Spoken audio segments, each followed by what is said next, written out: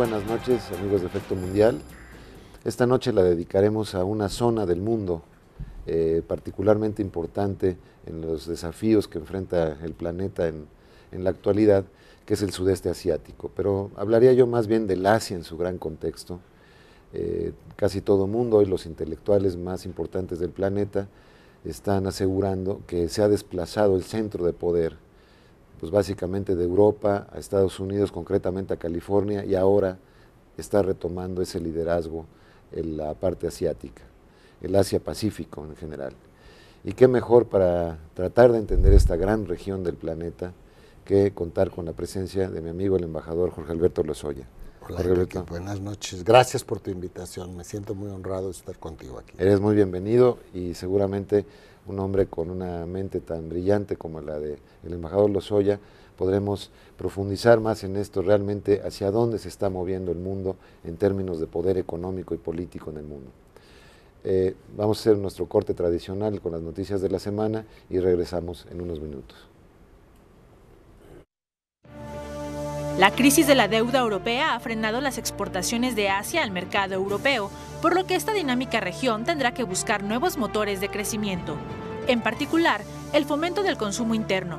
No obstante, que las 6 principales economías del sureste asiático, Indonesia, Malasia, Filipinas, Singapur, Tailandia y Vietnam, registran un incremento medio de 5% en 2011. Vamos a iniciar nuestra reflexión de esta noche sobre el Asia en general y concretamente el Asia-Pacífico, con una referencia a uno de los grandes pensadores de esa zona, probablemente el más grande intelectual que tenga en estos momentos Asia, o el más reconocido, que es Kishore Mahbubani, un hombre de Singapur, que fue embajador de Singapur ante las Naciones Unidas, contraparte mía, por cierto, en mis días.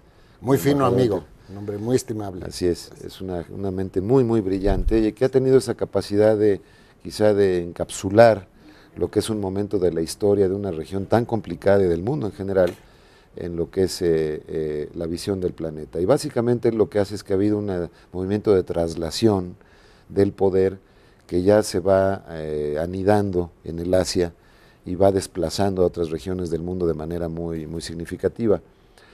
Yo sé que tú has tenido diálogos con Mahbubani recientemente, y sería muy interesante ver esto de si realmente el Asia tiene, o concretamente China en este caso, tienen la capacidad de sustituir a Occidente.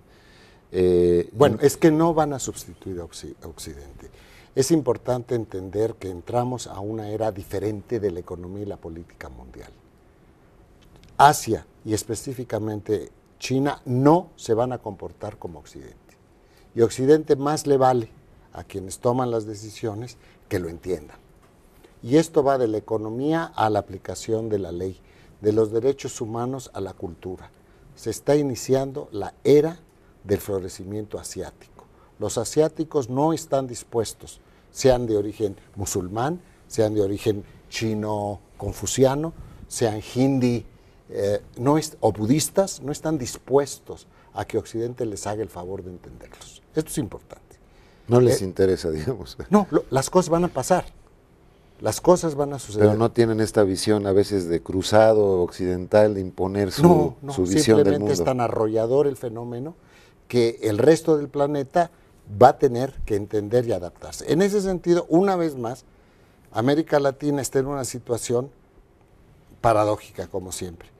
Nos conviene entender y movernos hacia allá, porque si los que fundaron la filosofía, la economía y la ley occidental lo están haciendo desde las trincheras de Europa o de Estados Unidos, nosotros que estamos siempre a la mitad del camino, Enrique, tenemos que entender la mitad y la otra movernos, porque es una realidad que no está esperando a que la critiquemos o la analicemos. Pero ha habido ya por parte de América Latina un movimiento interesante hacia el Asia, ¿no? Yo estoy viendo, por ejemplo, el principal mercado de Brasil y de Argentina en este momento de granos y de commodities en general es ya China. Bueno, y China es ya nuestro segundo socio comercial de México. Así es. Por cierto, Malasia, donde yo estoy acreditado, es ya nuestro primer socio comercial en el sudeste asiático. El comercio entre México y Malasia sobrepasa ya los $5,000 millones. O sea que sí nos estamos moviendo. Pero me refiero... Tu digamos, tu crítica sería el tema de la velocidad con la que América Latina se mueve. Absolutamente, y la profundidad. Y la profundidad. Sí, señor, sin duda. Y si volvemos a Mahbubani, el gran valor de la obra de este hombre, además muy audaz, es haber puesto en blanco y negro esta afirmación que te estoy diciendo. Los asiáticos ya no le van a pedir permiso a Occidente para hacer y moverse. En términos de capítulos delicados como derechos humanos, por ejemplo, o de ley. Mira, estuvo el otro día, bueno, hace muy poco, en Malasia, el director de la Escuela de Leyes de la Universidad de Beijing, y dijo, ante un auditorio enorme, mientras nosotros estamos sentados aquí en Kuala Lumpur, en China, 250,000 jueces están dictando 9 millones de sentencias. Como ustedes comprenderán, no van a estar basadas en la ley occidental. Por eso la Suprema Corte Internacional de Justicia más le vale que tenga jueces que entiendan el Islam, que entiendan el budismo, que entiendan hindi y que entiendan chino. Pero hay una distinción a lo mejor más sutil, pero sí, probablemente más importante, que es que da la impresión de que estos países, incluyendo Malasia, donde tú estás en la etapa de Mahathir y todo esto, de ahí en adelante, o en el mismo caso de Singapur, muy claro, China no se diga, que tienen rumbo. Absolutamente. Es decir, la diferencia... Absolutamente sí. ¿No? La diferencia fundamental que yo observo con América Latina es eso. Es decir, en América Latina perdemos más tiempo en la discusión que en ir orientando la barca hacia algún lado. Bueno, Mahbubani, si tú recuerdas, su primer gran bestseller se llamaba ¿Pueden los asiáticos pensar?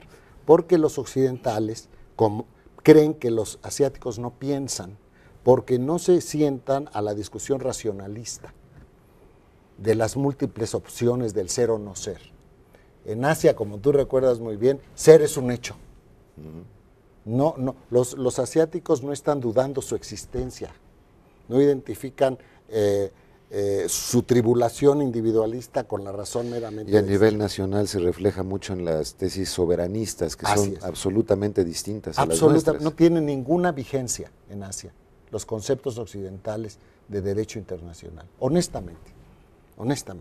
Pero antes que eso era un hecho, simplemente Asia se disciplinaba y seguía en las Naciones Unidas o en el mundo la votación. La novedad que Mahbubani incide es que ahora ellos van a liderar.